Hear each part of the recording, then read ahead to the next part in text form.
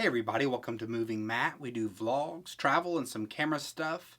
And today is Camera Wars, the show where we give you the latest camera news and let you know just how the battle is heating up. First up, a couple weeks ago I talked about how AI editing software were rising up to take our jobs. They took our jobs! And now the first beta testing of Luminar AI are coming out, and it's kind of scary good. I mean, check this out.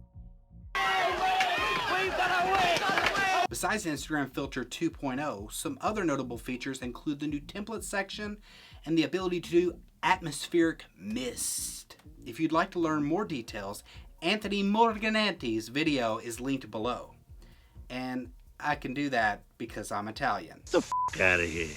While we're talking about products that's going to take our jobs, the new Insta360 One X2 is here, and it even calls itself the Pocket Camera Crew. Reviews are flooding out, and generally speaking, seem very positive. It looks like it's improved almost everything over the previous model. It keeps the 5.7K resolution, but improves upon the bitrate, so it gives you extra room in post. It is now waterproof, and it has many new features such as cloning. If only other things with cloning could have improved things. Speaking of improving things, if you'd like to help me improve things, be sure to like and subscribe. Next up, a whole lot of Canon news.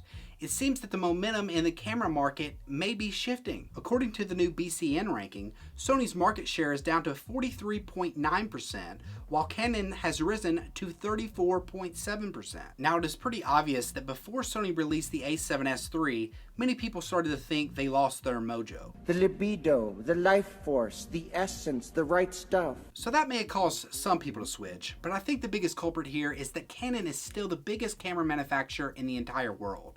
And as they move to mirrorless and their people start to upgrade, then obviously their market share will gain. But that is just my speculation. But what is not speculation is that Canon is dead serious about their mirrorless market. According to Canon Rumors, Canon is set to announce two new lenses, the 50 1.8 and the 70 to 200 f4. Both of these lenses will make it very appealing for more people to jump into the RF system, considering they will be more budget friendly than the initial RF offerings. But Canon isn't stopping there. Also, according to Canon Rumors, there is a new APS-C camera coming to the RF system, and they rate this as a CR3, which practically means it's fact. The new camera that for now we're calling the EOS R7 is set to be released sometime in the second half of 2021. And it is said that even though it will be the smallest of the RF cameras, that will also pack a big punch for sports photographers and also videographers. But it was noted that it may not be much smaller than the Canon EOS RP. Honestly, I find this news a little disappointing.